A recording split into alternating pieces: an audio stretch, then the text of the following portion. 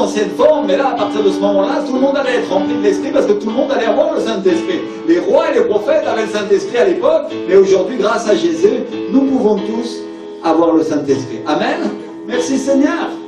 Et donc, il est en train de nous enseigner et de nous dire que nous pouvons nous réjouir devant lui grâce à lui, par l'intermédiaire de lui. Alléluia. Dis avec moi, grâce au Saint-Esprit. Par l'intermédiaire du Saint-Esprit. Et en espagnol, la Bible elle nous dit que les Juifs vont se réjouir devant Dieu et qu'ils vont sauter de joie. Dis avec moi, sauter.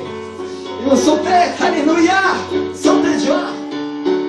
Et là, il est en train de dire, il va y avoir une telle réjouissance dans l'église qu'ils vont faire des bons. Il va y avoir une telle réjouissance qu'ils vont se mettre à sauter devant Dieu. Alléluia, gloire à Dieu, merci Seigneur. Et ça me rappelle un verset du prophète Malachie qui nous parle du jugement des méchants et qui nous dit, qui dit au peuple de Dieu, c'est Malachie 4.2, et vous sauterez comme les veaux de l'étable. Alléluia. J'ai vu un veau quand il vient de naître. Ah, ah, et il le fait très naturellement. Ah, alléluia. La parole de Dieu pour cette église, c'est vous sauterez comme les veaux de l'étable. Alléluia. Merci Seigneur. Alléluia. Il y aura une réjouissance dans l'église à cause des Juifs, à cause de ceux qui sont justifiés. Merci Seigneur. Oh, il y en a déjà qui ont attrapé la promesse. Gloire à Dieu. Merci Seigneur. Je suis dans une église qui a la foi. Gloire à Dieu. Merci Seigneur. Alléluia. Est-ce que vous savez que des fois le peuple de Dieu, c'est lui qui tire l'onction du pupitre parce qu'il a un désir dans son cœur. Il cherche la présence du Saint-Esprit et il a soif. Alors qu'est-ce qui se passe? L'onction qui est sur le pasteur commence à couler. Alléluia. Et le fleuve de Dieu commence à couler. Merci Seigneur. Alléluia. Il y a des églises où les gens attendent que ce soit le pasteur qui fasse tout le travail et qui après, il vient donner carrément l'esprit à la cuillère parce qu'il y en a, ils ont du mal à le voir. Mais il y a d'autres églises dans lesquelles les gens ont soif et c'est eux qui sont en train de faire sortir l'onction. Alléluia. L'onction coule à cause d'eux.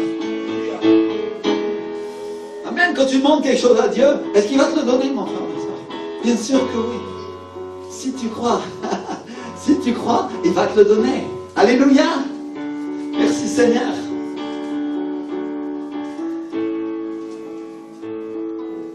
Et donc, il va y avoir une telle joie qu'on va sauter de joie. Parce qu'il y a des prémices sur la terre pour ceux qui croient, mon frère. Alléluia. Et donc, on doit comprendre une chose. C'est que David avait le Saint-Esprit et qu'il vivait des choses avec Dieu que seul le peuple de Dieu peut vivre aujourd'hui. Alléluia.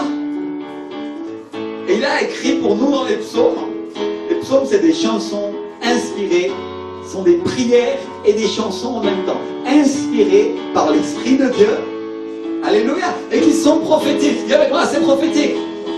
Avec moi, prophétique. Alléluia. Vous allez voir un prophète la semaine prochaine. Des prophètes. Sa femme aussi. Alléluia. Et la semaine d'après, gloire à Dieu. Qu'est-ce qu'il dit gloire à Dieu pour ça? Amen. Il y en a qui sont inscrits au congrès prophétique. Merci Seigneur. On va recevoir beaucoup. Gloire à Dieu. Et donc ces psaumes sont prophétiques aussi. Et ils nous disent qu'il va y avoir un jugement pour le méchant et qu'on va sauter de joie parce qu'on a cru en Dieu, parce qu'on a cru en Jésus. Alléluia. Et on va vivre ces choses-là ici sur la terre par l'Esprit du Seigneur. On va vivre ces choses-là, on va en avoir les prémices. Dis avec moi les prémices.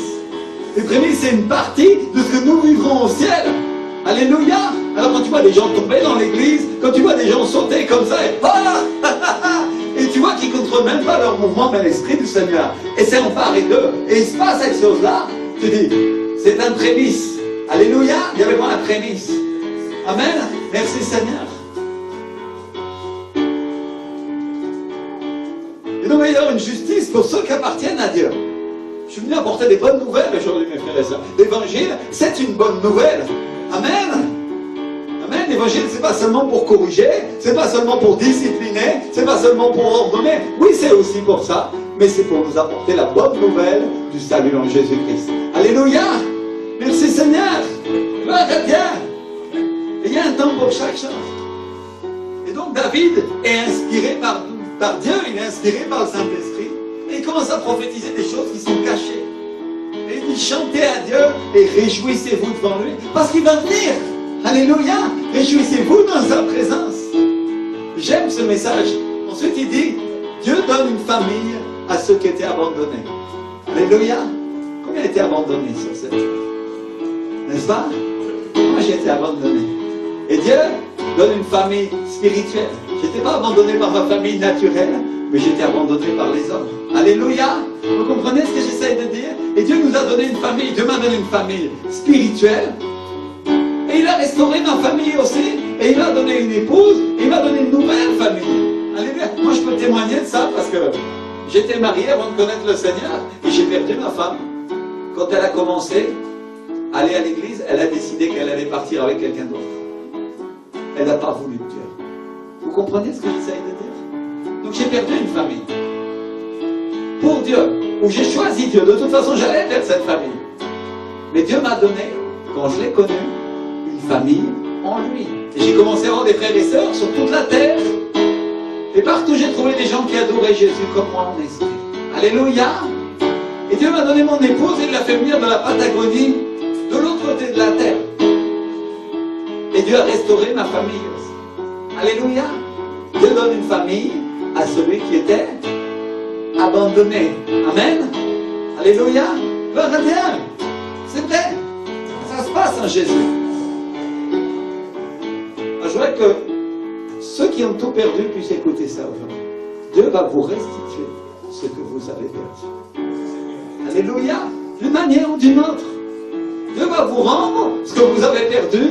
Et je peux en témoigner parce que ça m'est arrivé. Alléluia, Dieu m'a rendu ce que j'avais perdu. Merci Seigneur. Dieu va te rendre tout ce que tu as perdu. Alléluia, gloire à Dieu.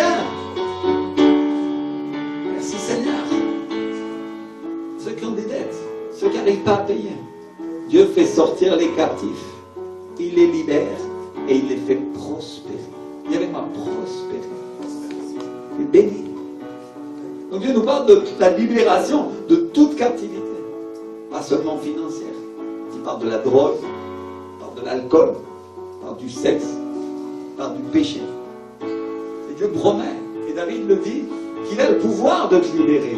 Alléluia. Il nous dit dans ce psaume. Alléluia. La Bible dit ensuite qu'il te fait prospérer. Dieu va prospérer. Et quand on parle de prospérité, on parle de richesse, on parle de réussite dans tous les sens du terme. Alléluia. Pas seulement avec les hommes, mais en Dieu aussi. Amen. Alléluia. On parle de réussite dans sa maison et la réussite dans la maison de Dieu. On ne parle pas de la réussite du monde. Il parle de ta réussite comme chrétien dans le royaume de Dieu. Alléluia. Et si ta réussite passe par l'argent et par avoir un poste élevé dans le monde, gloire à Dieu. Merci Seigneur, parce qu'il peut te donner ça aussi. Alléluia. Donc l'erreur des chrétiens, c'est juste de ne pas voir ce qui les fait réussir. Parce qu'ils veulent la réussite avec Dieu, mais ils refusent de s'engager. Et Dieu, c'est un Dieu d'alliance. Dis avec moi, d'alliance. Et c'est un Dieu qui veut toute ta vie, et il sauve toute ta vie. Alors il s'attend bien sûr à ce que tu lui donnes tout. C'est normal, c'est légitime. Tant que tu ne lui donnes pas tout, tant que tu ne fais pas de tout ton cœur, tu restes assis sur le rocher en attendant que ça se fasse. Ou en attendant que tu le fasses plutôt. Et c'est ça la miséricorde de Dieu. Il attend que ton cœur soit disposé, encore une fois, pour obéir à sa parole. Alléluia. Et il y en a, ils passent des années comme ça. Sur le rocher, dans le désert, parce qu'ils n'ont pas dit oui à Dieu pour quelque chose. Et le Seigneur te dit aujourd'hui, si tu me dis oui, je rentrerai dans ton cœur et je te bénirai et je te donnerai au-delà de ce que ton cœur imagine, te dit le Seigneur. Alléluia. Au-delà, mon frère, ma soeur.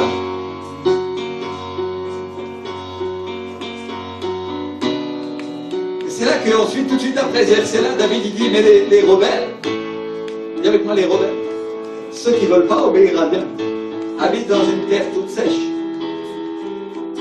Une terre qui donne rien. Une terre, il nous parle de lieu aride, il nous parle d'un enfer sur la terre. Un lieu où il n'y a pas Dieu, un lieu qui est éloigné de la présence de Dieu. C'est pas là ta définition de l'enfer, ça, mon frère, ma soeur. La souffrance éternelle éloignée de la présence de Dieu. C'est ça l'enfer. Tu veux un aperçu, un petit aperçu de la vie sans Dieu sur la terre et de la souffrance qu'il y a? Ça donne une petite idée de ce que ça peut être l'enfer. Petite, toute petite.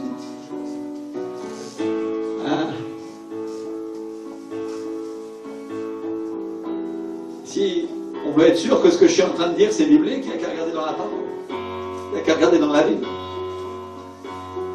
Et qu'est-ce qu'on trouve dans le désert? Des serpents et des scorpions. C'est une image de quoi, mon frère, ma soeur? Des démons. L'Ancien Testament, l'ombre des choses à venir, une image des choses qui sont en haut. Quand les Hébreux, qui ne voulaient pas obéir à Dieu, sortaient du camp, sortaient de l'église, sortaient de la présence de Dieu, qu'est-ce qui se passait pour eux? Ils marchaient dans le désert et ils étaient piqués par les animaux sauvages ou déchirés. Ils ont tous des représentations de démons. C'est biblique, enfin. Et il y en a qui disent, parce que nous sommes sous la grâce, ça n'arrive pas aujourd'hui. Ils ne savent pas à quel point ça arrive, mon frère, ma soeur. Quand tu es tourmenté, quand tu es ennuyé, c'est parce qu'il y a un esprit qui est là et il te tourmente, il t'aiguillonne, il te pique. Alléluia. Alors regarde ton voisin, ta voisine, dis-lui, c'est ton intérêt de rester dans la présence de Dieu, c'est ton intérêt. Amen. Eh ouais. T'as intérêt dans sa présence tous les jours, parce que sinon, c'est la queue. Les scorpions, ils ont une queue derrière. Il y en a qui causent une très grande souffrance, et il y en a qui sont mortels, mon frère, ma soeur. Et tout de suite après, dans ce psaume, Dieu il nous parle du passé. Il nous parle du moment où Dieu il sortait avec le peuple d'Israël. Et il dit, quand tu marchais à la tête de ton peuple, quand tu marchais dans le désert, la terre tremblait. Dis avec moi, tremblait. Alléluia. Mes frères et sœurs, laissez-moi vous dire aujourd'hui que quand on permet à Dieu de marcher devant nous, quand on laisse Dieu diriger nos pas et notre vie sur la terre tremble et les cieux fondent devant Dieu. Alléluia. Comme de la cire. Tout empêchement, toute difficulté, au moment où l'Esprit du Seigneur commence à marcher devant toi, comme il a marché avec Moïse et les Hébreux, mon frère, ma soeur, qu'est-ce qui se passe? La mer s'ouvre. Alléluia. La mer qui représente les problèmes, qui représente les difficultés, s'ouvre avec l'autorité que Dieu a déléguée à Moïse avec le bâton. Il ordonne au nom de Jésus, et le souffle, le vent du Saint-Esprit vient et souffle toute la nuit. Et il y en a, mes frères et sœurs, on a dans cette image de l'idéologie populaire le fait de croire que souvent on pense que la mer s'est ouverte en un seul instant. C'est pas ce que la Bible dit. La Bible dit que le vent du Seigneur a soufflé toute la nuit. Dis avec moi, toute la nuit. L'Esprit de Dieu a soufflé toute la nuit alors qu'ils étaient en face des Égyptiens et en face de la mort. C'est-à-dire toute la nuit le peuple de Dieu était en face de la mort et disait, ils vont nous prendre, ils vont nous tuer. Ça c'est les épreuves, mon frère. Mais au petit matin, la mer était ouverte et ils ont commencé à courir et ils ont marché à pied sec, dit la parole. Alléluia. Quand Dieu marche devant toi, les difficultés sont effacées. Alléluia. Et la Bible nous dit que quand le Pharaon et les Égyptiens ont voulu poursuivre les Hébreux par le même chemin, qu'est-ce qui s'est passé? Le vent du Seigneur n'était plus là et la mer est revenu à sa place et les a tous noyés. Alléluia. Gloire à Dieu. C'est-à-dire, je crois que c'est un enseignement pour nous dire que quand on prend le chemin de Dieu, non seulement Dieu ouvre le chemin dans nos problèmes, dans nos difficultés, mais ceux qui n'appartiennent pas à Dieu ne pourront pas suivre le même chemin que nous. Alléluia. Vous comprenez? Ceux qui n'obéissent pas à la parole de Dieu ne vont pas pouvoir suivre ce chemin parce que c'est un chemin spirituel que Dieu ouvre seulement pour nous, seulement pour ses enfants. Alléluia. Merci Seigneur. On voit David qui nous parle de quelque chose qui est passé, mais qui va aussi arriver dans l'avenir. Parce qu'il dit, tu fis tomber une pluie bienfaisante, ô Dieu, tu fortifias ton héritage épuisé. En espagnol, la Bible Reina Valera traduit, tu as répandu une pluie abondante, ô Dieu, tu as réanimé ton héritage épuisé. Ceux qui sont de ton troupeau ont habité en elle. Dis avec moi, de ton troupeau. Ceux qui appartenaient à l'église ont habité, sur la terre que tu nous as donnée, Seigneur. Alléluia. Vous comprenez ce que j'essaie de dire? Et quand il nous parle d'une pluie, il est en train de parler d'un réveil. Il parle d'une pluie qui arrive sur son troupeau, il parle d'une pluie qui arrive sur ceux qui appartiennent à Dieu, alors qu'ils n'ont plus de force, alors qu'ils sont épuisés. Mon frère, ma soeur, il est en train de nous parler à nous d'une pluie qui vient sur la France. Alléluia. Une pluie qui va tomber sur nous, qui arrive sur le monde entier dans les derniers temps et qui redonne la vie. Alléluia. Pays par pays. Alors que le peuple de Dieu est épuisé et qu'il n'a plus la force, qui a déjà lu ces paroles dans l'Apocalypse?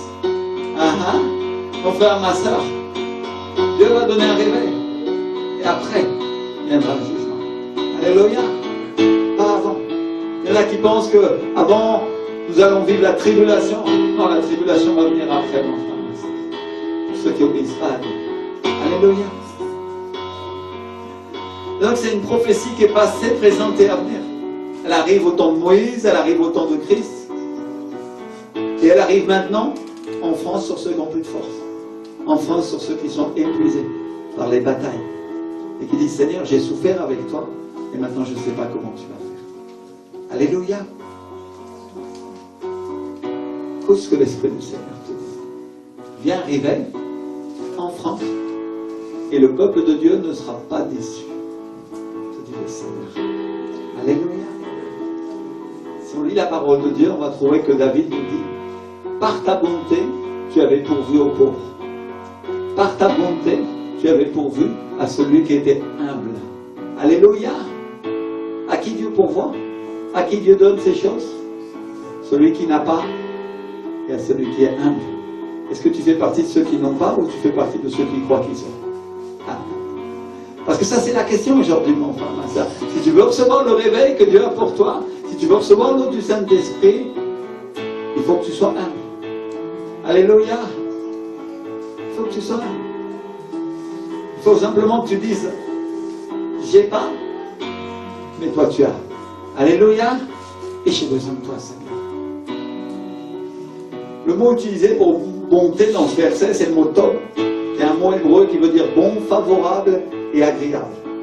Père David, il est en train de dire, dans tout ce qui est bon, dans tout ce qui est agréable, dans tout ce qui avait ta faveur, tu avais pourvu un pays, tu avais pourvu une demeure pour celui qui était humble, tu avais pourvu un endroit où vivre pour celui qui t'appartient. Alléluia. Vous comprenez ce que j'essaie de dire? Et il parle d'une chose qui est arrivée au moment où ils ont conquis la terre promise et Dieu leur a donné Canaan. Et il parle aussi d'une chose, il prophétise d'une chose qui est en train d'arriver aux chrétiens dans le Nouveau Testament, quand ils conquièrent une terre spirituelle sur laquelle ils sont. Alléluia. Et ça, c'est l'exemple dans lequel nous nous trouvons, mes frères et sœurs. Parce qu'aujourd'hui, le Canaan, pour nous, n'est pas Israël. Nous n'allons pas aller vivre en Israël, on ne va pas être heureux en Israël parce que Dieu a donné cette terre au peuple de Dieu. On va être heureux en France parce que Dieu nous a donné cette terre. Alléluia. Parce qu'elle appartient à Dieu, mon frère, ma soeur. Vous comprenez ce que j'essaie de dire? Il y a une terre de l'esprit. D'abord, Dieu donne une terre physique et matérielle au peuple hébreu dans l'Ancien Testament et à son Église. Dieu donne tous les endroits où il se trouve s'il croit en lui. Alléluia. À ceux qui sont humbles, mon frère, ma soeur. À ceux qui disent, je n'ai pas. Les Colombiens ont été humbles et ils ont dit, on n'a pas. Et le narcotrafic dirige le pays et tout est par terre. Et ils ont dit, Seigneur, aide-nous. Dieu est venu à leur aide. Et Dieu leur a donné un réveil. Alléluia. Est-ce que tous les Colombiens sont convertis? Non. Est-ce que le mal a complètement disparu? Non. Mais il y a beaucoup d'hommes et de femmes de Dieu qui sont remplis de l'esprit et qui vivent dans une terre spirituelle sur cette terre et sont celles de cette terre et la transforment en une terre de bien. Alléluia. Parce que si tu vas en Colombie aujourd'hui, c'est pas la même chose que d'y aller il y a 20 ans, n'est-ce pas? C'est plus tranquille. Même les Français peuvent aller. À l'époque, je ne serais pas allé, mon frère. N'est-ce pas? Pauline, t'as été enlevée par les FARC? Non. T'en as vu? Non plus. Pourquoi? Parce que Dieu a commencé à transformer le pays. Alléluia. Dieu a commencé à transformer. Dieu avait quoi transformer? Dieu a donné un héritage à son peuple qu'il aime. Il a envoyé la pluie du Saint-Esprit. Et beaucoup de gens ont commencé à connaître Dieu. Alléluia. Seigneur.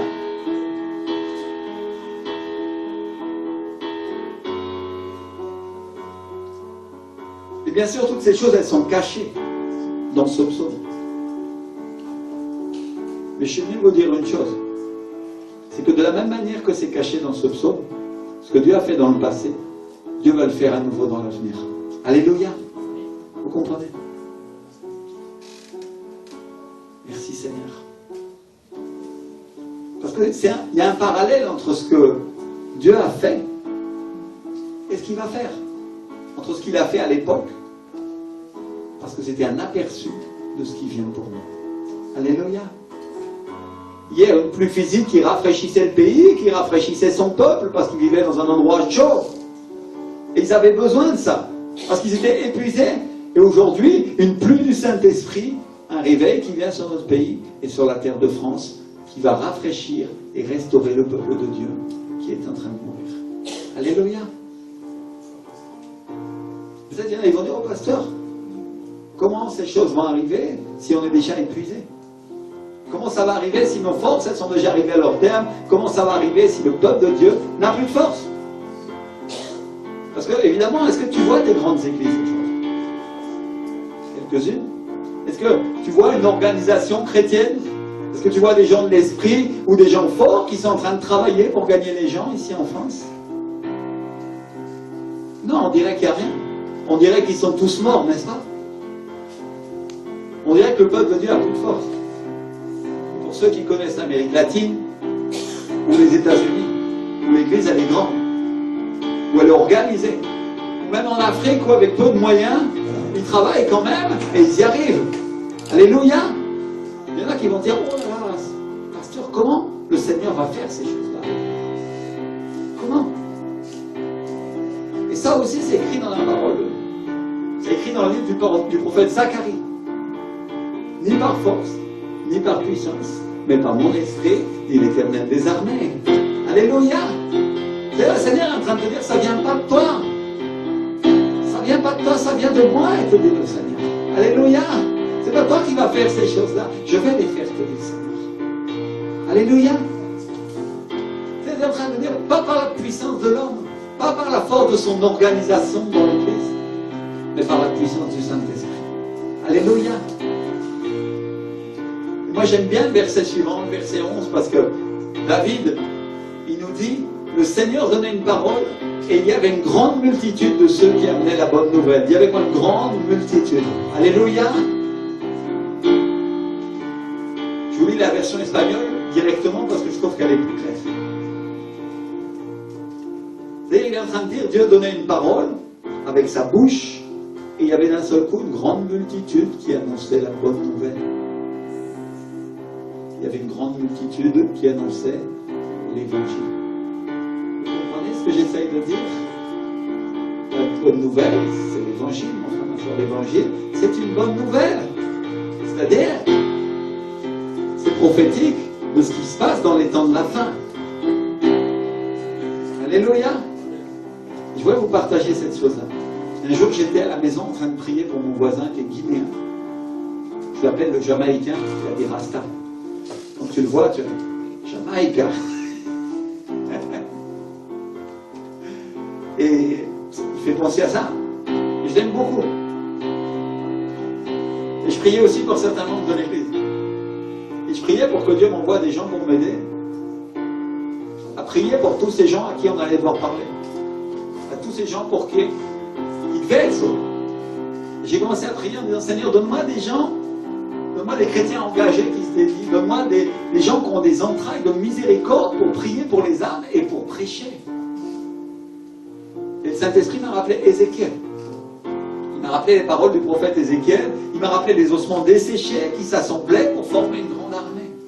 Et il m'a rappelé la parole que les prophètes Switcher ils nous ont donnée il y a quelques années quand ils sont venus. Vous avez dit à moi et à ma femme, prophétisez sur ces ossements desséchés et appelez à la vie. Et si vous vous mettez d'accord, ça arrivera. Alléluia. Ça c'est la parole prophétique qu'on avait reçue pour nous, pour notre ministère, et donc pour l'Église, mon frère, ma soeur. Alléluia. Quand Dieu donne une parole pour la tête, elle est aussi pour le corps. À moins que la tête soit détachée du corps, mais je peux. Ça c'est dans les films d'horreur seulement, non? C'est là où les pasteurs ont des cauchemars. L'église ne fait pas ce que Dieu est en train de leur dire à travers.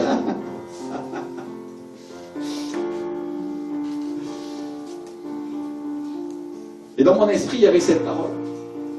Si Dieu dit une seule parole, ça arrivera. Dis avec moi, ça arrivera. Si Dieu dit une seule parole, ça arrivera. Et je suis tombé sur ce verset qui nous parle de la multitude qui, dans les derniers temps, va annoncer la bonne nouvelle. Et d'un seul coup, le Saint-Esprit m'a dit, considère que c'est ta réponse. Considère que tu as la réponse. Alléluia. Tu as ta réponse. C'est-à-dire, d'une certaine manière, il est en train de me dire, prophétise sur ces ossements desséchés, et moi je ferai le reste. Parce que c'est écrit dans ma parole. C'est écrit dans ma parole ce que je ferai dans les derniers temps. Alléluia. Et donc le Seigneur parlait, il faisait entendre sa voix, et une grande multitude annonçait la bonne nouvelle. Alléluia. Et Dieu est en train de me dire, d'une certaine manière, ce que je faisais dans le passé, je vais le faire dans l'avenir. Ce que je faisais dans le passé, je vais le faire maintenant, dans votre présent. Alléluia.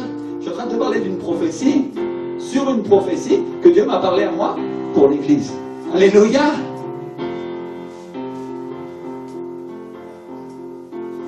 Prophétise. Dis avec moi, prophétise. Lance ma parole, te dit le Seigneur. Même si tu vois les gens morts et tu penses qu'il n'y a plus d'espoir, lance ma parole, et moi je soufflerai, et je leur donnerai la vie, te dit l'Esprit. Alléluia. Vous comprenez comment Dieu marche? Vous comprenez la manière dont Dieu fonctionne? Il y en a, ils sont assis sur leur chaise et ils disent, si Dieu a dit qu'il donnera un réveil, j'attendrai, sinon ça n'arrivera pas. Enfin, ma soeur, ça n'arrivera jamais pour toi. Parce que c'est pas la manière que Dieu a dit. Il a dit, prophétise, lance ma parole, souffle, et je soufflerai. Alléluia. Vous comprenez ce que j'essaye de dire? Crois-le, et ça s'accomplira. Fais ta part, et je ferai la mienne. Imagine que Pierre n'était jamais sorti pour aller au temple, et il était resté dans sa maison à regarder le football à la télévision. Il n'y avait pas d'écran géant. Heureusement, hein, sur son canapé avec ses pantoufles. Et quand il n'aurait pas vu le pauvre, et il n'aurait pas dit, je n'ai ni argent ni or, mais ce que j'ai, je te le donne au nom de Jésus de Nazareth, lève-toi et marche.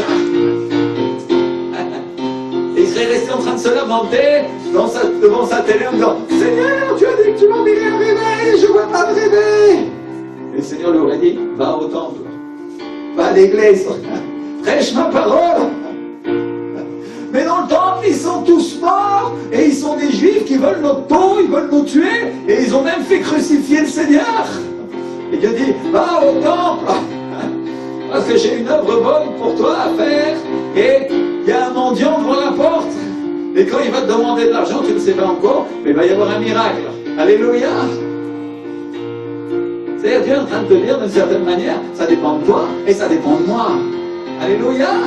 Ça dépend de toi d'abord parce que tu crois et tu te mets à l'heure. Et ensuite ça dépend de moi parce que si tu crois, je vais agir. Alléluia. Si tu crois, je vais envoyer mon Saint-Esprit et ils vont vivre, dit le Seigneur. Alléluia. Ils vont ressusciter. Et les églises qui paraissaient mortes vont commencer à prendre vie. Et un mouvement d'esprit va commencer à pousser à l'intérieur. Certains ils vont dire, mais pasteur, ces chrétiens, ils font rien. Ils sont dans la douleur, dans la difficulté, dans la chair. Ils font que ce qu'ils ont envie. Tu crois qu'à moi, on ne l'a jamais dit? Tu crois que je ne l'ai jamais dit, moi aussi? Si j'ai vu ça depuis déjà des années. Et Dieu, à moi, il me dit, prophétise. Prophétise. Lance la parole et ils vont vivre. Alléluia. Merci Seigneur. Lance la parole et ça sera fait. C'est ça que tu dis. Amen. Mes frères et sœurs, par qui le Seigneur fait entendre sa voix la plupart du temps? Par nous. En général, il sert de nous, non? En général, il sert de son peuple. C'est-à-dire, qu'est-ce que le Saint-Esprit était en train de me dire? Tu veux que cette parole s'accomplisse, Rémi? Prophétise. Alléluia. Lance ma parole. Celui-là qui était écarté de Dieu va vivre au nom de Jésus de Nazareth.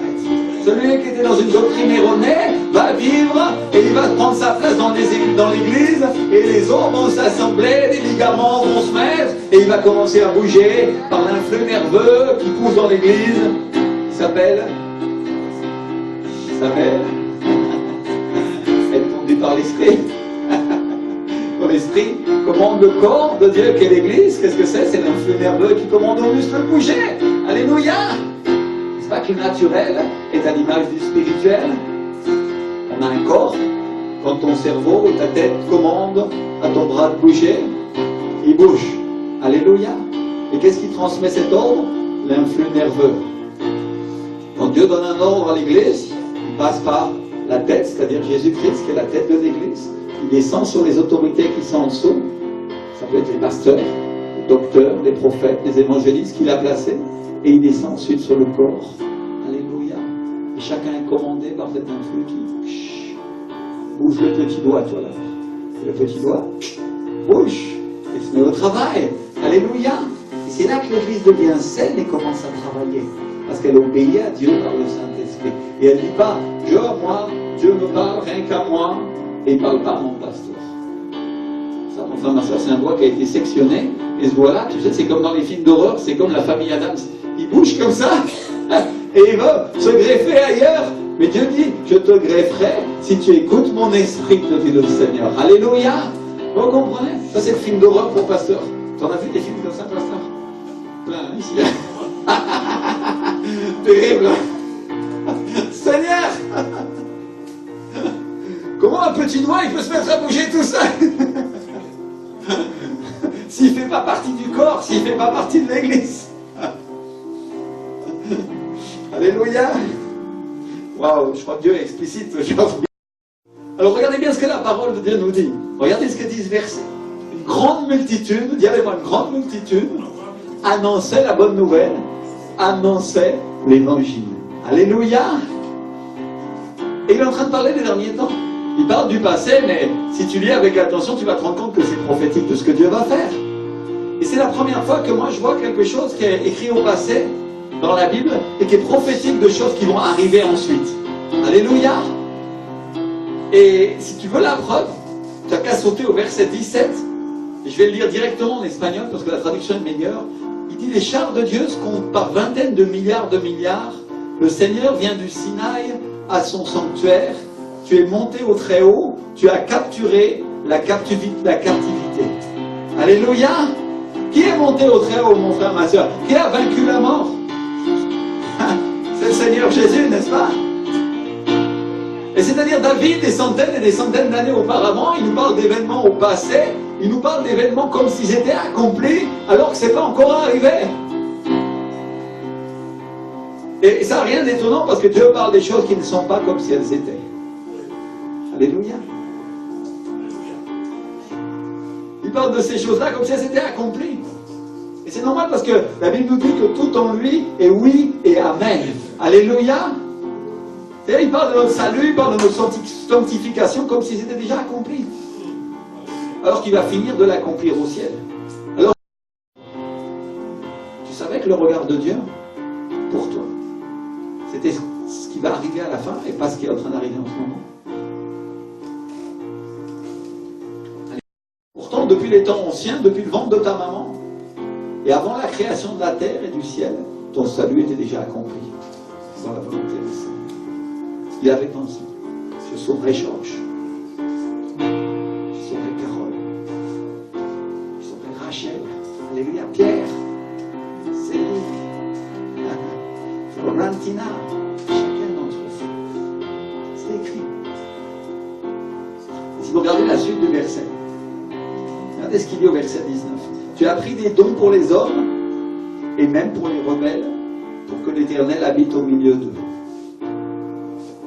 C'est-à-dire, David est en train de prophétiser. Et il dit même les rebelles vont revenir à Dieu. Même les rebelles vont revenir à Jésus parce qu'il veut vivre au milieu d'eux. Ceux qui n'obéissent pas à la parole. Et est-ce que c'est encore accompli ça? Pas encore.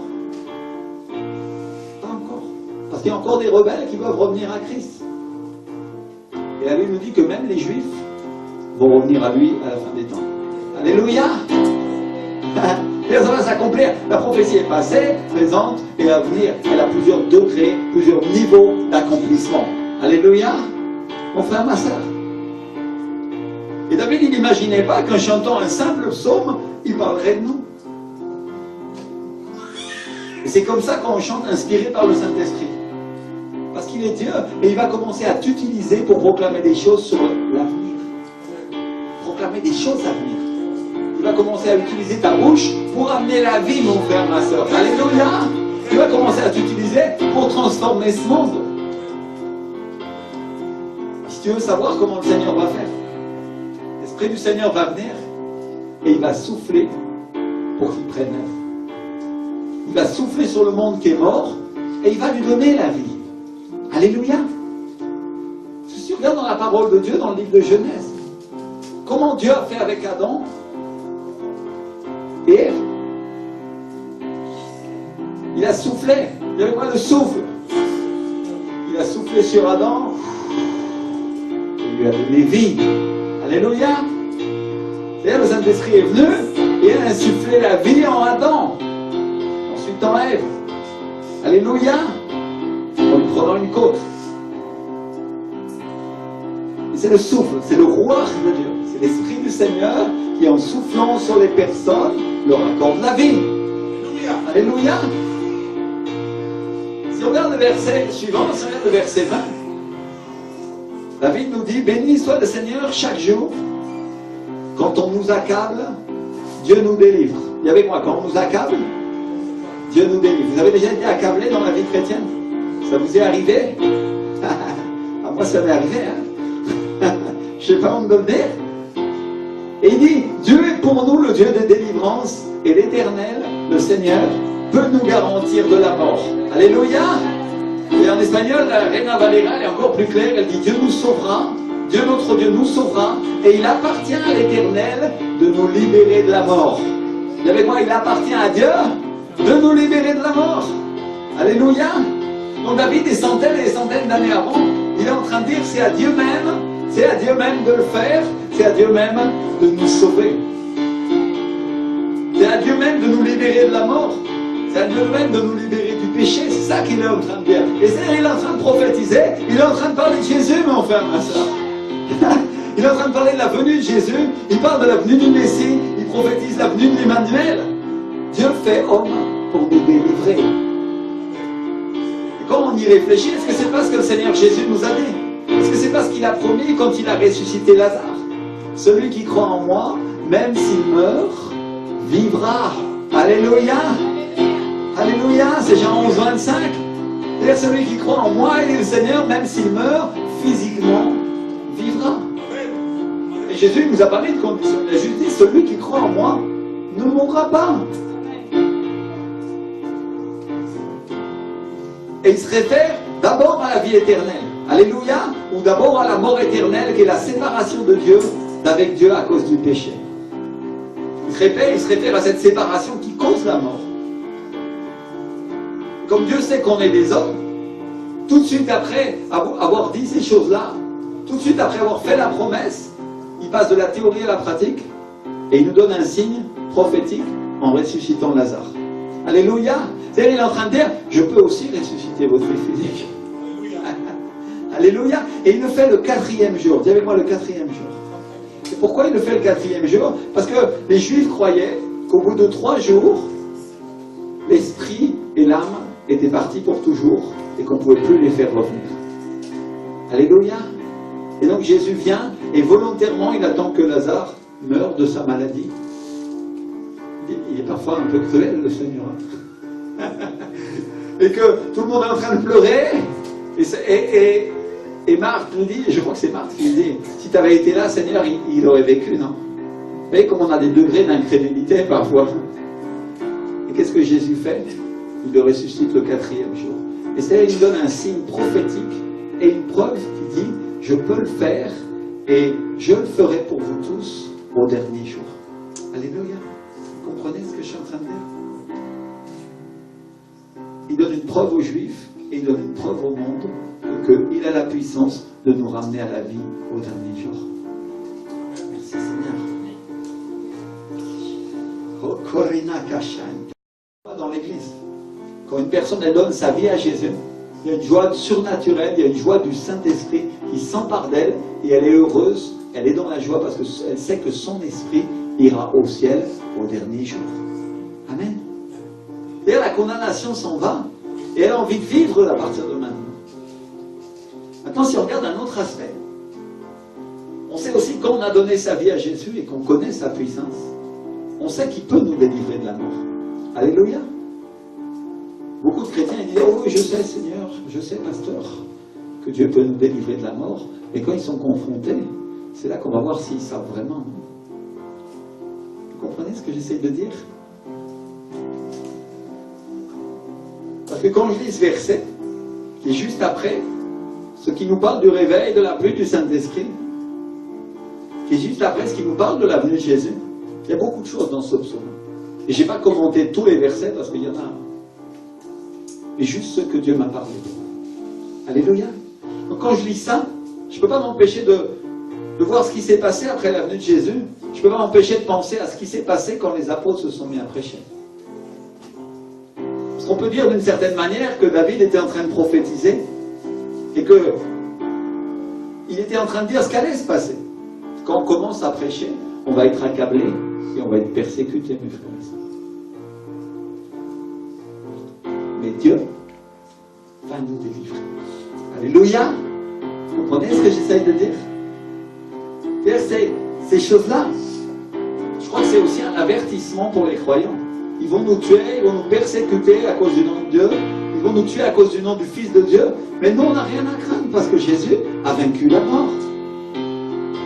C'est pas qu'on cherche la mort, parce qu'au contraire, on cherche la vie. Et la vie pour tous, et pas seulement la nôtre. Amen. Dis avec moi, la vie pour tous, et pas seulement la nôtre. Amen. Et s'il arrive qu'on doive la perdre dans le chemin, peu importe, parce qu'on a la vie éternelle. Alléluia. Peu importe, parce qu'on va au ciel. Et ça, seul un vrai chrétien, seule une vraie chrétienne peut accepter ça, parce qu'il a la conviction dans son cœur que le Saint-Esprit est en lui, qu'il est sauvé et qu'il va aller au ciel. Alléluia. Et il sait aussi que Dieu peut le délivrer. Mes frères et sœurs, ce que je suis en train de dire aujourd'hui, c'est que c'est ce qu'ont vécu les premiers croyants. On les a tués, on les a persécutés à cause du nom de Dieu, et ça ne les a pas empêchés de courir. Au contraire. Dis avec moi, au contraire. Ils se sont mis à courir plus vite, et ils ont accéléré. Alléluia. Dis avec moi, accéléré. Alléluia. Mon frère Patrick, c'est comme quand tu fais un jogging, et que tu es fatigué, et tu décides de continuer à courir, et tu as un second souffle. Alléluia. C'est-à-dire, tu n'as plus la force, mais d'un coup, simplement parce que tu as décidé, tu ne sais pas pourquoi, ton corps commence à courir encore un peu plus. Alléluia. C'est possible, c'est vrai ce que je dis, c'est physiologiquement possible ça. Il y a des médecins qui ont décrit cet effet-là dans le sport, non? Alléluia. Il y avait quoi? Le second souffle de Dieu. Il y avait bien deux onctions, non? Il y a bien la double onction. Alléluia. Le prophète Élie était persécuté par Jézabel. Mais Élisée a eu la double onction. Amen. Il a eu le second souffle de Dieu. Merci Seigneur. Alléluia. Merci Seigneur. Et donc la persécution n'a pas empêché l'évangile de courir. Au contraire, les chrétiens se sont mis à courir de plus en plus vite. Et l'évangile a couru plus vite. Et il a rempli le monde entier. Merci Seigneur. Et donc Dieu est en train de décrire dans sa parole, il est en train de nous avertir de ce qui peut venir. Il est en train de nous avertir de ce qui peut se passer quand il vient un réveil. D'ailleurs, David, des années avant, a écrit, bien avant la venue de Jésus, il l'a écrit pour nous, dans la parole, il ne nous a pas laissés ignorants. Peut-être il y en a qui vont dire, pasteur, comment tu vois toutes ces choses quand tu lis ces versets? Et la réponse que je vais vous donner est simple. Je passe du temps avec Dieu et je lis la parole de Dieu. Et quand je lis les versets, Dieu me parle. Il me parle pour moi et il me parle pour vous, pour les circonstances que vous êtes en train de vivre. Alléluia. Il nous parle des temps que l'Église est en train de vivre dans ce pays. Et ce que je fais aujourd'hui, c'est pas autre chose que vous faire la transcription de ce que Dieu m'a parlé quand je lisais ce verset. Alléluia. Ça, je vous ai dit que c'est une prédication non conventionnelle, parce que c'est une prédication prophétique issue d'un psaume qui est prophétique dans la parole de Dieu. Alléluia. Ce n'est pas une étude systématique de la parole. Je n'ai pas voulu expliquer chaque verset ou chaque chose que Dieu voulait dire. D'abord parce que Dieu ne va pas tout montrer, ça c'est aussi une vérité. Alléluia. Il y a des choses qui sont encore cachées que Dieu nous montre quand nous en avons besoin. Alléluia. Je peux vous dire qu'il y a des choses qui sont par rapport au jugement, il y a des choses qui sont par rapport au diable, dans ces choses-là, ce que Dieu va faire contre lui, et comment Dieu va se venger de ses ennemis. C'est très clair. Alléluia. Mais c'est pas ce que je suis venu enseigner aujourd'hui. Et donc Dieu montre les choses à venir, et il nous montre les choses qui sont cachées dans les anciens temps. Et quand je lis ce psaume, je vois un plan. Dis avec moi un plan. Je vois un plan de ce qui est caché par rapport à ce que Dieu va faire. Alléluia. Et on a vu tout à l'heure qu'un psaume, c'est une chanson prophétique. Alléluia. Et on a tendance à sous-estimer le pouvoir des psaumes. Parce que qu'est-ce qu'on a lu? Qu'est-ce qu'on vient de lire là? Et qu'est-ce que je viens d'exposer? Sinon un aperçu, une allusion cachée à ce qu'a dit le prophète Malachi. Un aperçu, une allusion cachée à ce qu'a dit le prophète Zacharie. Un aperçu, une allusion cachée à ce qu'a dit le prophète Ézéchiel. Un aperçu, une allusion cachée à ce qu'a dit le prophète Ésaïe. Parce que quand il dit Jésus va venir, mon frère, ma soeur, c'est Ésaïe. Jésus vient. Alléluia. Vous comprenez?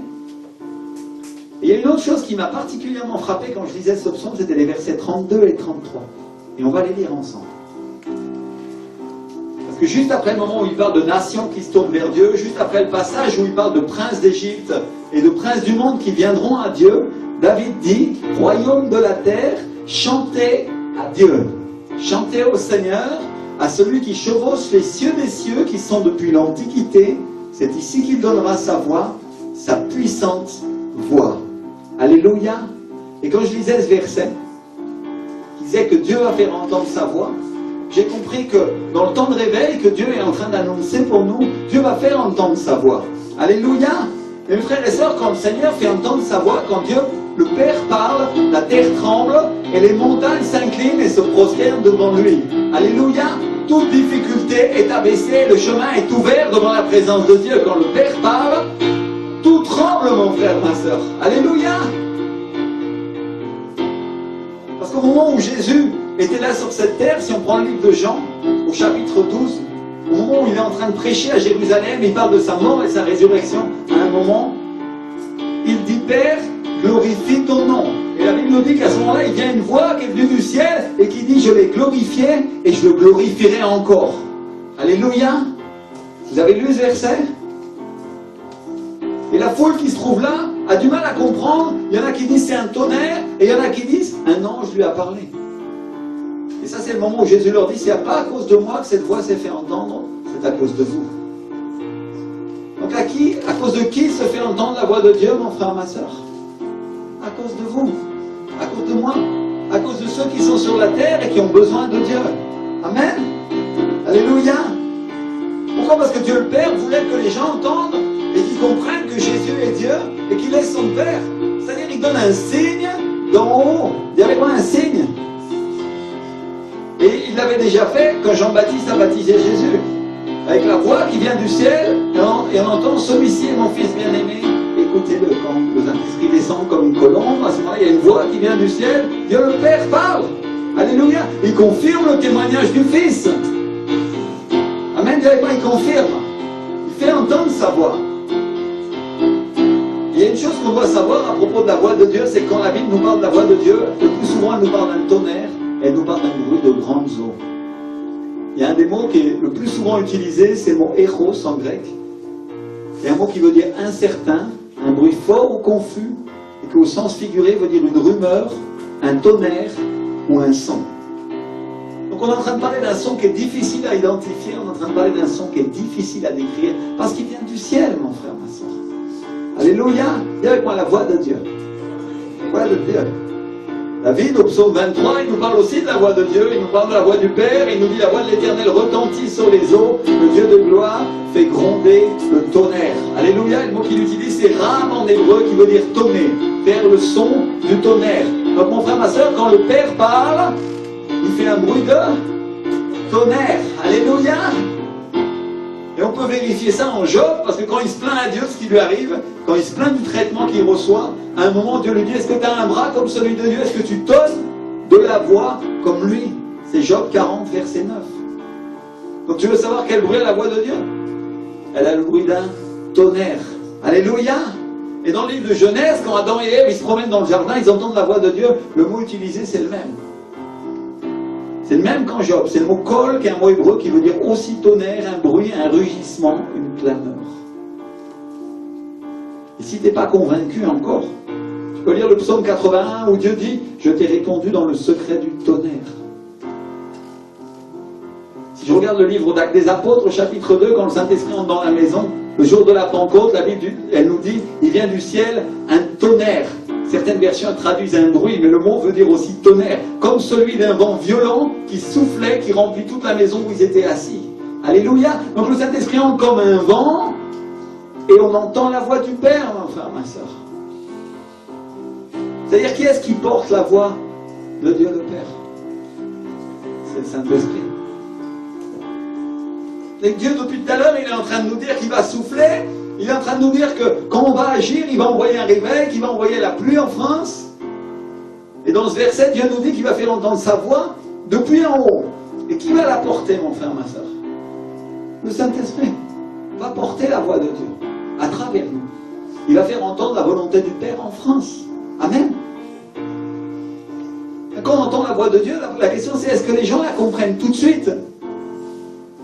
Et non. Au début, ils ont du mal à comprendre. Au début, ils entendent un bruit. Mais ensuite, ils se disent, tiens, il y a une autre voix. Une autre voix que celle du monde, il y a une autre voix que celle du diable. Tiens, il y a une autre voix que ce que nous dit la télévision, la radio, Internet. Il y a une autre voix qui parle différemment. Alléluia. Je crois que les policiers dans le commissariat hier, ils ont entendu une autre voix que celle que le monde était en train de lui donner. Parce qu'ils ont entendu la voix de Dieu à travers son église. Alléluia. Parce que certains d'entre nous ont écouté ce que Dieu disait et ils sont là et ils ont dit « On vous aime ». Alléluia. Vous avez de la valeur à nos yeux et vous avez de la valeur aux yeux de notre Papa Céleste. Alléluia. Et on est venu, on leur a dit. Et certains se sont mis à pleurer, d'autres ont pris des photos parce qu'ils n'avaient jamais entendu une voix comme ça, mon frère, ma soeur. Parce que toutes les voix qu'ils entendent jusqu'à présent, c'est pas la voix de Dieu. Et il y a des gens qui, au nom de Dieu, sont allés les tuer, mais nous, au nom de Dieu, on est allés les bénir. Alléluia. Et la voix du Père est différente, et elle dit, je pardonne, et un temps de grâce vient pour vous. Alléluia. Et mon frère, ma soeur, laisse-moi te dire une chose. Dieu a posé les yeux sur le commissariat ici à Cergy, en France. Alléluia. Pourquoi il a commencé par eux, j'en sais rien. Peut-être certains vont dire, c'est eux qui oppriment, mais d'autres, ils vont dire, c'est eux qui sont opprimés aussi. Alléluia. Le Seigneur fait comme il veut, et il va amener le salut par où il veut. Et notre travail à nous, c'est juste de porter la voix du Seigneur. Alléluia. Viens avec moi porter la voix du Père. Merci Seigneur. Il y en a qui vont dire, oh pasteur, je sais, mais tu sais, quand le Père a parlé, il avait besoin de personne. C'est vrai. Mais pourtant Jésus, quand on lui posait la question, il disait, je ne fais pas autre chose, je ne dis pas autre chose que ce que j'ai entendu dire et faire à mon Père. Alléluia. Et il était en train de porter la voix de Dieu par le Saint-Esprit. Alléluia. Est-ce que la voix du Père se fait entendre à travers Jésus? Bien sûr que oui. Alléluia. Et ils sont tous d'accord. Merci Seigneur. Est-ce qu'elle doit se faire entendre à travers son Église? Bien sûr que oui. Gloire à Dieu pour le miracle d'entendre la voix de Dieu qui tombe du haut des cieux au moment où il veut justifier son Fils. Gloire à Dieu. Il le mérite. Il en est digne. Alléluia. À lui l'honneur et à lui la gloire. Mais si la voix du Père peut être portée par l'Église, et que le souffle du Saint-Esprit la porte, alors mon frère, ma soeur, moi je veux me tenir là et je veux la porter. Alléluia. Amen. Merci Seigneur. Je voudrais appeler ceux qui disent Seigneur, je veux porter la voix du Père. Passez devant ce matin et simplement on va prier ensemble. On va commencer à clamer à Dieu. Lève-toi, je vois que toute l'église se lève et commence à clamer et dire Seigneur, ta voix sur la terre de France, mon Dieu. Alléluia. Ta voix, mon Dieu, ta voix, mon roi. Aide-moi à porter cette voix, Seigneur. Alléluia. Ora patina kamamai. Ura papa papa papa. Urina kamanda kamade kawaya sande kayere metoida. Des signes, des miracles et des prodiges, Seigneur, je veux faire entendre ta voix, Seigneur mon Dieu. Oh kobaya na sekeri metaida. toute l'église prie, chacun en considération avec Dieu est en train de dire, oh éternel, Seigneur, merci de faire moi un instrument pour ta voix, Seigneur. Oh Père Céleste, Seigneur. Oh Rena qui m'a parce que nous sommes tes enfants, Papa. Nous nous présentons devant toi, Seigneur. Et nous voulons être humbles et nous prenons en considération ce message prophétique, Seigneur, qui dit que tu vas venir et une grande multitude va commencer à prêcher la parole de Dieu, Seigneur. Nous sommes part de cette multitude, dis-le à Dieu, nous sommes part de cette multitude que tu as appelée pour prêcher, Seigneur. Et aujourd'hui, nous voulons faire entendre ta voix, Seigneur. Pas nos bonnes idées, pas ce qu'on faisait avant, Seigneur. Et nous voulons faire entendre ce qui vient de toi. Fais entendre ta voix au travers de moi, Papa. C'est-à-dire que quand j'ouvre la bouche pour prophétiser, pour parler, Seigneur, pour donner témoignage, Seigneur, la voix du Père soit entendue à travers moi, Seigneur. Parce que je suis part de ton Église, Seigneur. Alléluia, Seigneur, je sais que ta voix, c'est pas seulement des versets bibliques, Seigneur. Je sais que ta voix, c'est juste l'amour pour les gens parfois. Et je sais que quand j'ai dit vive la police hier, Seigneur, ta voix était là, Seigneur. Alléluia. Alléluia. Et peut-être certains vont dire, pasteur, où est-ce que c'est écrit dans la Bible qu'il faut dire vive la police? Eh bien c'est simple, c'est écrit dans le verset où il y a écrit honorer les autorités. Alléluia. Est-ce que Dieu t'a donné un manuel pour les honorer? Ou est-ce qu'il t'a dit de le faire de tout ton cœur? Mon frère, ma soeur, la voix de Dieu. Quand tu considères les gens, quand ils ont de l'importance pour toi, comme ils ont de l'importance pour ton Père. Alléluia. Mon frère Georges, tu vas parler, tu vas prophétiser. Et ils vont entendre la voix de Dieu dans les rues. On entend. Écoute bien. L'Esprit du Seigneur se posera sur toi et il t'utilisera. Chaque fois que tu te rends à Dieu, chaque fois que tu te rends à Dieu, le Saint-Esprit dit, je t'utiliserai. Oh, ma mère. Verse sur ton esprit, Seigneur. Remplis de ta puissance, ô Éternel. Qu'il sache, mon Dieu. Oh, Barabakamaya Santa Libaita. Et on peut entendre ta voix au travers de sa puissance. Au nom de Jésus, Seigneur. Remplis de ta puissance. Et verse sur lui cette onction pour l'évangélisation. Au nom de Jésus. Au nom de Jésus. Toute l'église prie, toute l'église prie, toute l'église. Corre maquinante fai.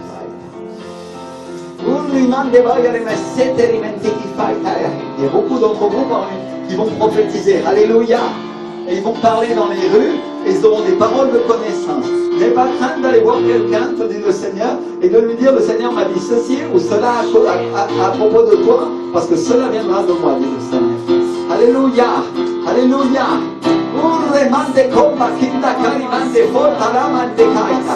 Alléluia.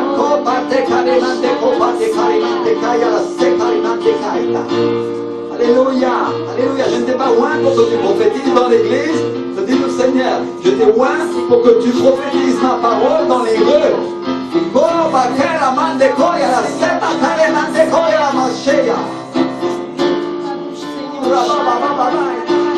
Les frères et sœurs, on va entendre la voix de Dieu. À nouveau en France, on va entendre la voix du Père. On l'entendra à travers de la télévision. On l'entendra à travers mon église, dit le Seigneur. Alléluia. Il y a des personnes ici qui vont avoir des visions et elles sauront où elles doivent se tenir pour aller parler de moi, dit le Seigneur. Tu vas prophétiser et tu vas parler de moi à tous les gens que tu croises, dit le Seigneur.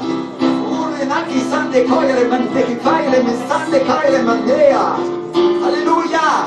Alléluia. Tout le monde prie. Seigneur, oins-moi. Seigneur, utilise-moi. Ô éternel, Seigneur, mon Dieu.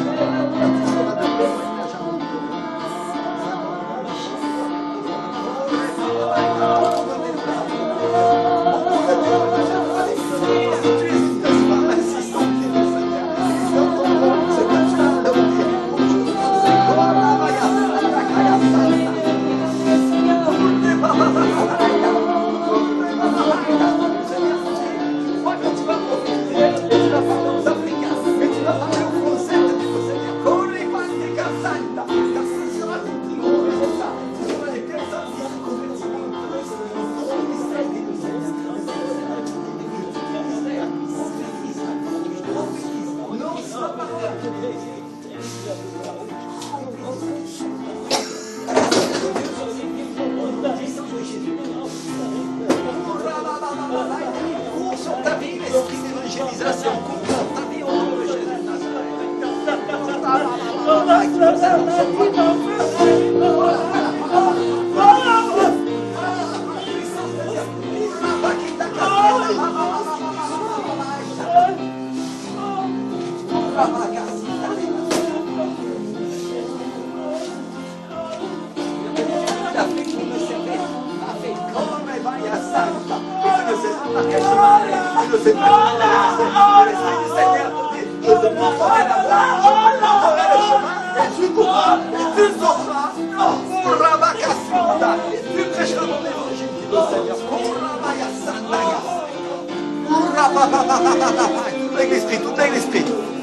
toute l'église prie, cours et pas des caïtas,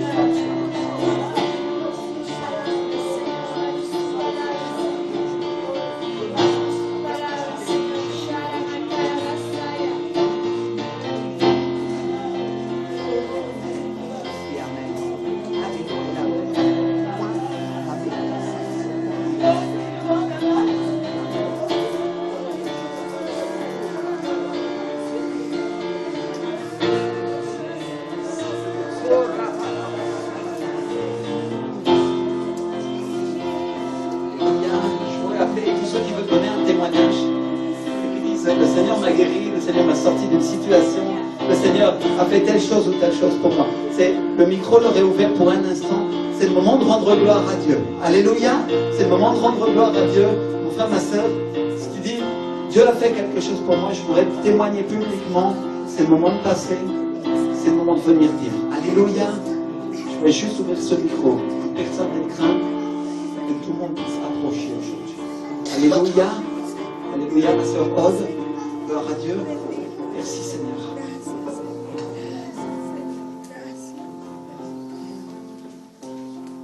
J'aimerais vous témoigner ce que le Seigneur il a fait pour moi.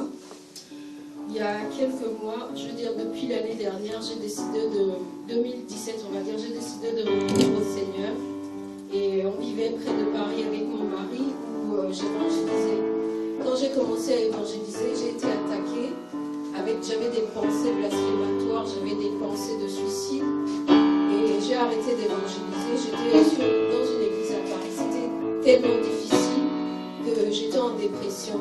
Et une fois j'ai prié, j'ai dit Seigneur, je veux une église où il y a ton esprit, parce que s'il n'y a pas ton esprit, je sais que je serai mal. Et un jour, le Seigneur m'a emmené à aller sur Internet. Je cherchais des prédications sur Internet. Je suis tombée sur la prédication du pasteur René que j'ai trouvée très intéressante. Et le Seigneur m'a mis à cœur de venir ici. Je suis venue. Et je suis venue, j'étais dévastée. Dans mes pensées, j'allais pas bien. Tout allait bien dans ma vie, mais ma vie spirituelle j'étais complètement dévastée. Et chaque fois que je priais, je venais ici, je me sentais toujours bien ici. Et le Seigneur m'a réconfortée. Et je rends gloire à Dieu parce que maintenant, ces pensées de suicide se sont arrêtées. Alléluia. Gloire à Dieu.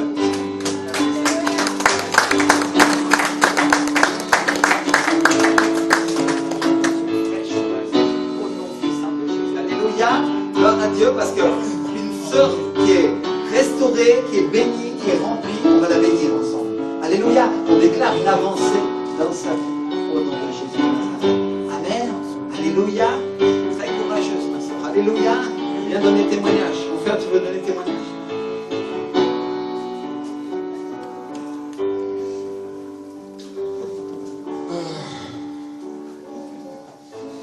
Je veux glorifier Seigneur Jésus. Je veux glorifier mon papa et le Saint-Esprit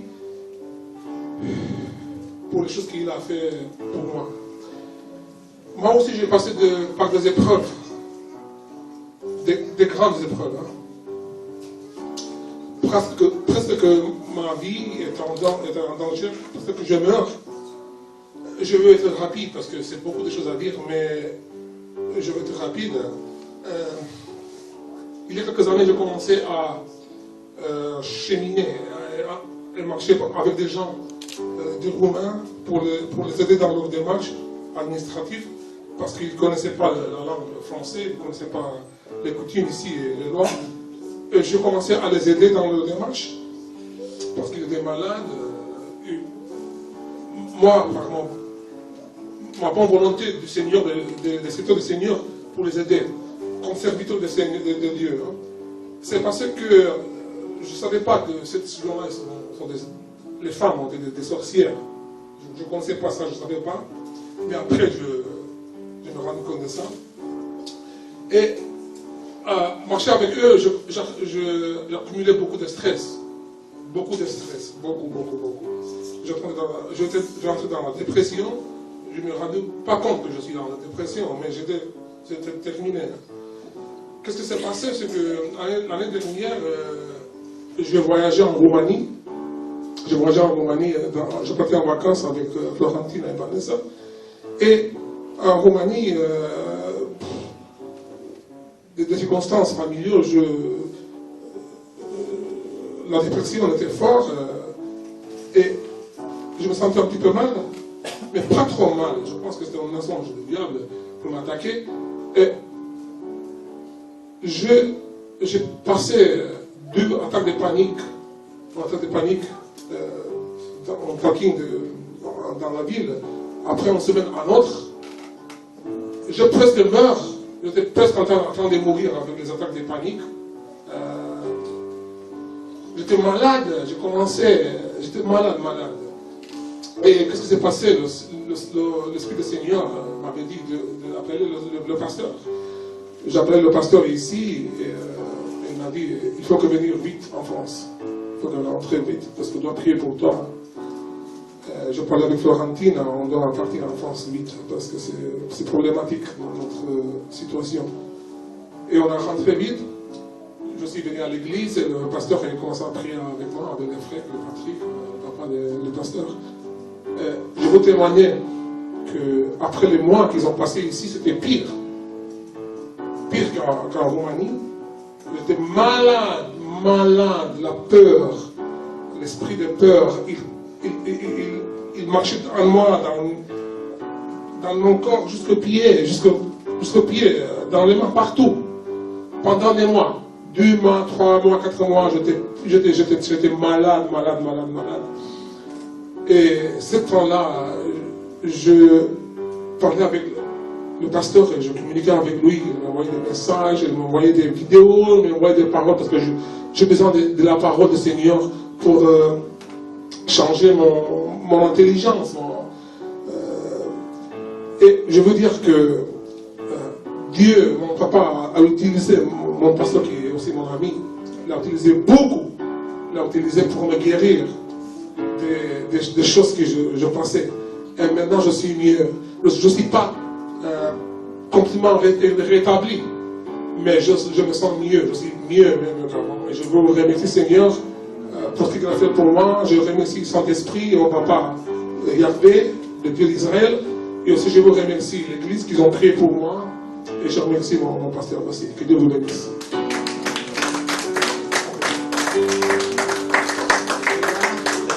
Georges, je sais qu'il affrontait des grandes difficultés. Il y avait d'autres personnes qui veulent témoigner? Oui. On va prendre mon papa d'abord, et puis ensuite. C'est le jour, oui. Oui, bien sûr. Bon, quelques personnes ont déjà pu témoigner auprès d'elle. Oui, comme ça c'est bon. Vous vous souvenez peut-être, un dimanche d'août, début août, notre pasteur a prié pour moi ici, et il a eu une parole du Seigneur, parce qu'on était au courant, j'avais un souci cardiaque, et ça je vous dirai après ce qui s'est passé, et il a eu cette parole, demande un deuxième avis.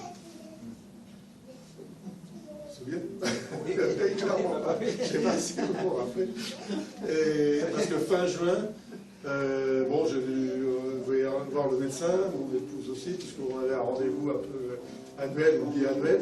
Et là, je n'étais pas bien, je toussais, il y avait des choses bizarres. Je ne tenais pas à le voir, enfin bon.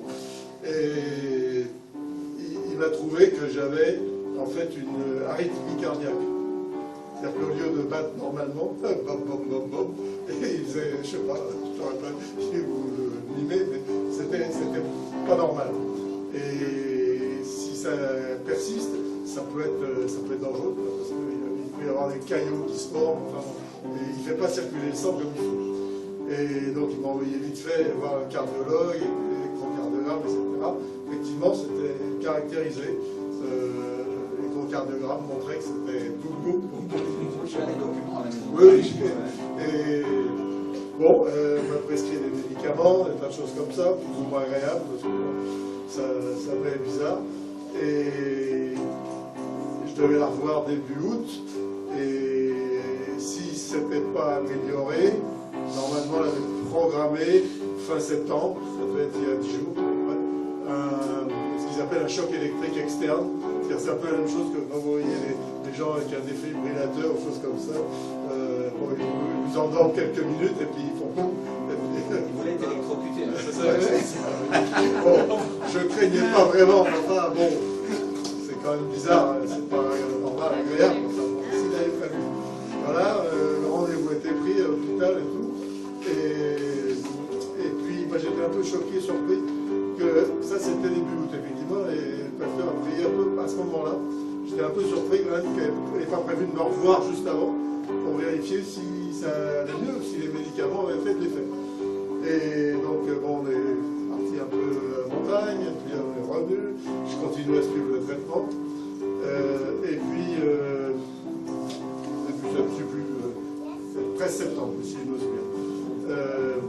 On voit notre médecin généralistes, là, tous les deux aussi. Voilà.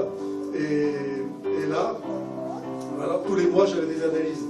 Il y a un marqueur cardiaque, je vous épargne le nom. Et fin juin, il était horrible. La fourchette devait être entre, je sais pas quoi, 2 et 7 ou 8, et puis il était à 3000. Il était vraiment pas bien. On est revenu de Colombie, on voyait qu'il avançait tout doucement avec un souffle, il avait du mal à respirer, c'était vraiment impressionnant. Et donc, bon, il était vraiment en dehors de la plaque. L'année suivante, ça avait baissé un peu, je ne sais plus, 2005, comme ça. Début août, c'était toujours pas bon, c'était 1800, comme ça. Et puis, j'avais une autre analyse à faire en septembre, la mi-septembre. Et là, je vois qu'il était pile dans la fourchette. Il était revenu de la 8, des choses comme ça. Et alors, j'avais pas prévu de revoir la cardiologue, parce que bon, c'est le genre de personne, d'abord il faut avoir un rendez-vous, et puis puis il faut autorité, hein, c'est comme ça. Bon. Mais par contre, le généraliste, il m'ausculte et il dit non, je ne vois pas d'arythmie. Enfin, il n'avait pas fait d'électrocardiogramme, mais à l'écoute, au stéthoscope et tout ça, c'était normal. Et bon, alors c'est quand même bête. Il dit vous aurez qu'à voir celui qui vous endort, un peu avant, l'anesthésiste, et puis bon. C'est pas l'anesthésiste qui va prendre une décision de continuer ou pas continuer. Alors donc j'ai essayé d'appeler la cardiologue, parage du secrétariat. Oui, je demandais qu'elle me rappelle. C'était le vendredi soir. Ça. Le samedi, je sais qu'elle travaille le samedi, elle ne m'a pas rappelé. Le lundi, je rappelle le secrétariat, elle ne me rappelle pas. Alors le mardi, j'ai rappelé encore. Là, je vois que le secrétaire vient d'avoir un peu. Elle m'a dit je vous la passe, elle est en consultation. Elle me la passe et elle me dit venez à l'hôpital demain matin, je vous fais un électrocardiogramme. J'y vais le lendemain matin. Alors, aller dans un hôpital où on n'a pas de rendez-vous, franchir tous les barrages de l'administration, c'est pas facile. Ça m'a pris 1 heure pour trouver l'endroit où c'était. Là, les infirmières n'étaient pas très coopératives pour faire quelque chose. Finalement, il y en a une qui m'a fait un électrocardiogramme. Rien dit pour interpréter quoi que ce soit. Elle m'a conduit voir la cardiologue qui était dans le service là. Et là, elle regarde le truc, elle dit oui, vous êtes sinusal. Alors bon, quand on ne sait pas, je veux dire, c'était normal. C'est revenu normal. Voilà, donc elle paf, elle dit je vais annuler le choc. Alléluia. Alléluia.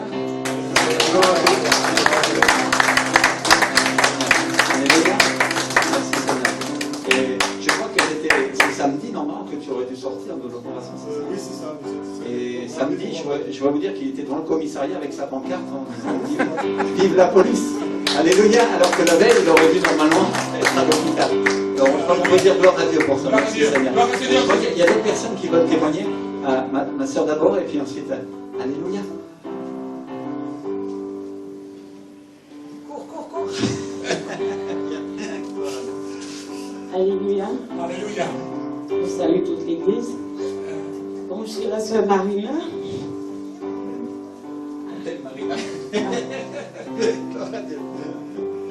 Pour commencer, je voudrais vraiment dire merci au pasteur et à ma maman. Moi, je ne l'appelle pas Myriam parce que je n'ai pas eu l'habitude d'appeler des personnes par leur nom. Amen. Je suis arrivée ici en France, c'est vrai qu'il n'y a pas trop longtemps. Je suis arrivée, j'étais vraiment un peu mélangée parce que j'étais déjà dans une église là-bas. Et l'église qui est là-bas, ils ont une représentation ici.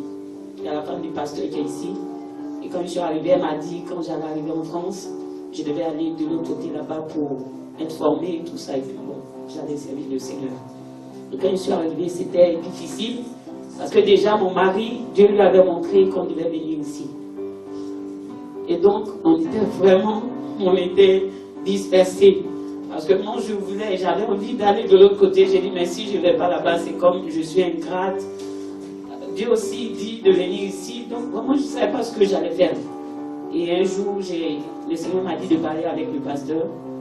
Le Saint-Esprit m'a vraiment trimballé tout ça. Et puis après le culte, je suis allée parler, j'ai échangé avec le pasteur.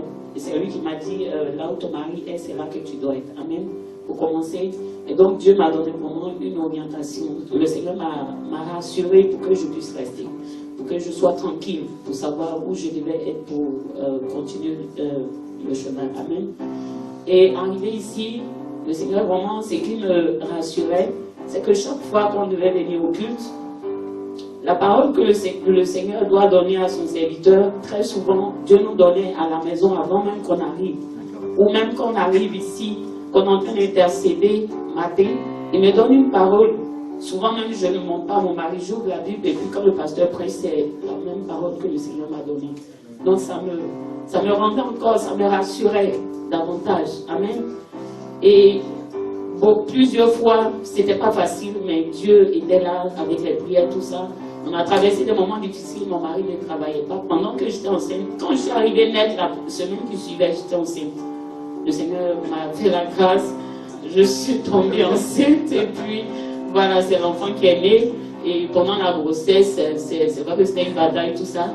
Mais avant de partir à la convention,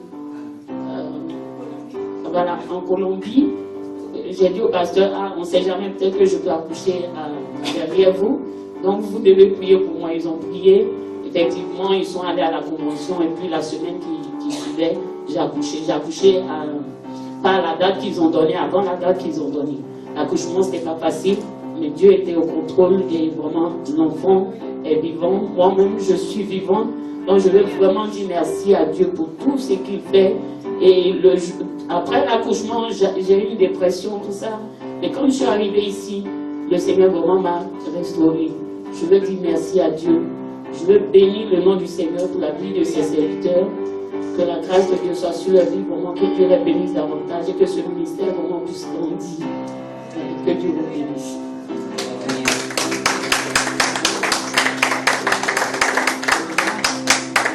Une personne encore. Alléluia, c'est le jour des témoignages. Merci Seigneur. Gloire à Dieu.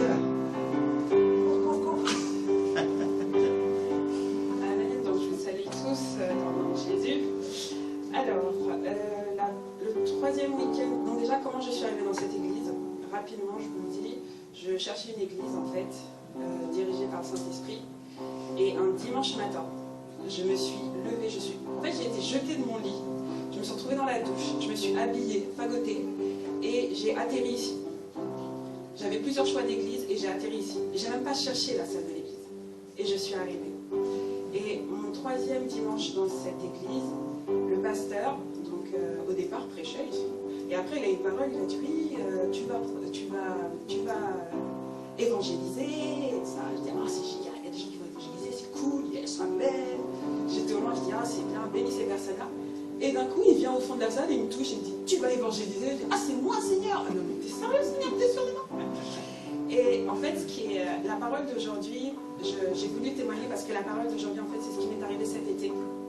Le pasteur avait donné cette parole-là et quand il dit d'aller évangéliser, je suis partie en camping cet été. Je n'aime pas ça. Mais je ne sais pas pourquoi je me suis retrouvée au camping et c'est ce que je lui disais. Non, je ne suis pas tante, ni animaux, ni bête, ni rien du tout. Et je me suis retrouvée là-bas, mais je me suis dit, je vais me reposer avec ma fille, ça va faire du bien. Et là, je me suis retrouvée avec des gens qui m'ont dit, mais toi, tu pries, il faut qu'on prie. Et ils ont commencé à organiser des réunions de prière. Je dis, non, mais vous êtes sérieux? C'est mes vacances. Et ce qui s'est passé, en fait, c'est que j'ai demandé à Dieu, j'ai dit, mais Seigneur, moi, je suis venue en vacances. Les gens, dehors, en dehors de ma chambre, ils me disent qu'il faut prier. C'est quoi le problème? Et là, j'entends dans ma tête, rendez-vous divin, rendez-vous divin. J'ai dit, ok, d'accord. Donc toi, tu as rendez-vous avec les gens et tu m'expédies. J'ai dit, ok, d'accord. Et donc on est parti. Et quand on est parti, en fait, c'est exactement ce qu'il disait, c'est que des fois, on a des paroles pour les gens. Et on ne sait pas tout ce qu'il y a derrière ces paroles-là. Mais il y avait une fille, en fait, qui souffrait de problèmes intimes depuis des mois. Elle en a été délivrée. Elle n'avait plus ses menstruations. Elle les a eues dès qu'elle est sortie de ma chambre. Dès qu'elle est sortie de mon bungalow, c'est revenu. Elle avait un problème financier. Et dès qu'elle est sortie, il y avait un créancier qui lui devait de l'argent depuis des années, qui l'a appelé pour dire il faut absolument que je te rende ton argent. Et en fait, à la suite de ça, son papa aussi a été touché, sa famille est touchée. Elle ne fume plus, elle ne boit plus. Il y a des tas de choses qui sont faites. Donc vraiment, je voulais rendre grâce à Dieu pour cette parole qui a été donnée parce que c'est vrai. Toute la parole qui a été donnée aujourd'hui, je veux attester que c'est vrai. Voilà.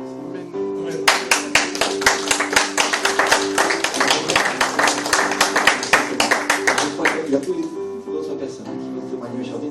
Gloire à Dieu. on a entendu pas mal de témoignages. Ce que Dieu est en train de faire dans l'Église, chacun de différentes manières. Certains qui sont libérés de problèmes émotionnels, de problèmes physiques, d'autres qui sont bénis, encouragés par une parole, et qui commencent à prêcher. Et ça marche, non? Alléluia, Dieu est avec eux. Alors, je voudrais que chacun puisse avoir cette humilité d'écouter la voix de Dieu. Simplement dire, ok Seigneur, tu peux le faire, et je crois que tu peux le faire. Donc si Dieu nous dit qu'on peut le faire, on peut aller évangéliser, on peut le faire aussi.